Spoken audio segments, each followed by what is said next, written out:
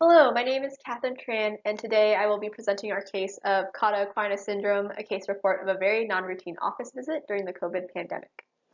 Cauda Equina Syndrome is a dysfunction of multiple lumbar, sacral, or coccygeal nerve roots, typically due to compression or infiltration.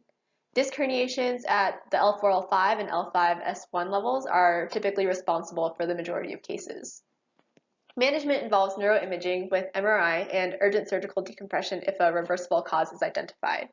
Our case report today highlights how, while telemedicine has been a great advance during this COVID pandemic, they are not a complete substitute for an in-person examination. With our case description today, we have a 34-year-old white male with a history of a well-controlled seizure disorder who made an appointment in the neurology clinic to obtain refills of his medications. Initially, this was regarded as a routine encounter, and so a telemedicine visit was suggested. However, the patient insisted on an in-person appointment. Upon examination during his appointment, it was clear that he demonstrated a serious gait disturbance that was associated with profound bilateral leg weakness and saddle anesthesia. His physical exam was notable for 4 out of 5 strength in his distal lower extremities.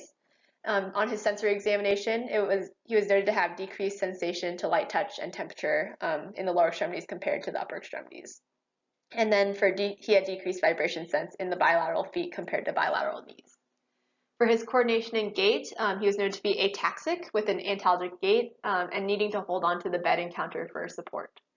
And then with his deep tendon reflexes, he had 2+ in the biceps, brachioradialis, and triceps, 3+ in the patellar, and no Achilles reflex was able to be elicited.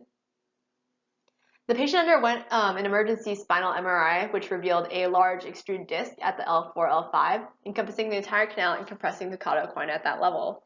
The imaging here shows that in figure 1 that there was a central canal herniation at the L4, L5 with significant compression of the adjacent cauda equina nerve roots. In figure 2, we have a confirmation of a large central focal disc herniation at the L4, L5 level.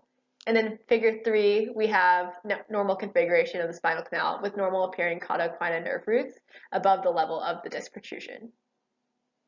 In conclusion, neurosurgery was consulted and he underwent an emergency decompressive laminectomy, which resulted in dramatic improvement of his neurologic symptoms.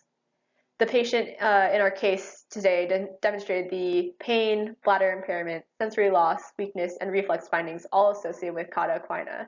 And it continues to demonstrate how telemedicine, while a wonderful advance during this COVID time, is not able to be a universal substitute for direct in-person neurologic evaluation.